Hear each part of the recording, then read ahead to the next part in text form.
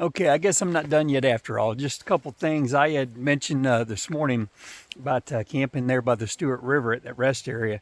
I said those were paddle boats. The sign, I went back and read the sign again, and then I did take pictures of it right now, and or earlier, and I was just looking at the picture of it again, and kind of reading up on it. But yeah, they called those boats stern wheelers, which could just be what they call paddle boats up here, river boats or whatever, but they call them stern wheelers. So yeah, that, and then too, as far as the timeline, we're talking like 1901. Said this particular company built one called the Prospector, and then in 1902 there was a gold strike at said Duncan Creek, wherever that is. They said near Mayo, which I take it was all up in that area, somewhere up here in the Yukon, and but there was a gold strike that brought just more prospectors and all that into the area, and henceforth more steam wheelers. But also too, I said about it hauling gold. Really didn't say anything about hauling gold. Obviously, if there's gold prospectors, it's going to haul gold. But it did say that, like, originally the I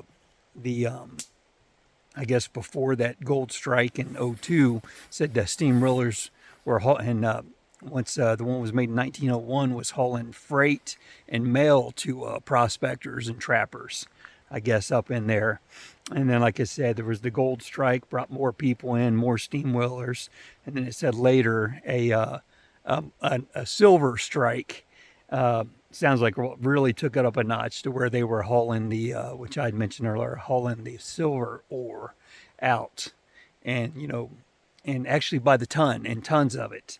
I don't know about how much on a boat, but at a time, but I do know it read something about tons, 9 tons, 10 tons,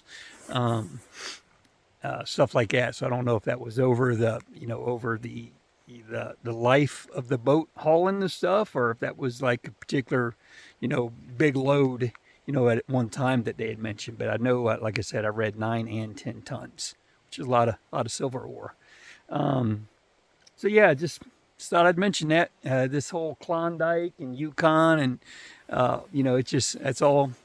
I think I was saying that earlier. Just the whole history of it's fascinating. Makes me want to, when I do get home, watch some old movies and new movies, whatever, on the Klondike and the Yukon. I know that the Call of the Wild, which I was at Jack London's museum yesterday there in Duncan City or Dawson City, and they had Jack London's house, said this whole cabin, there on site. But yeah, I've read Call of the Wild back in the day, and I think I've probably already mentioned that. But anyhow, in recent years, past year or two, Harrison Ford played in Call of the Wild, which I have not seen. So, and he's a good actor, and I've heard actually good things about the movie. So I'd definitely, God willing, like to see that. So it's truly all I got this time, and again, God bless y'all, and certainly, thanks for watching. Good night.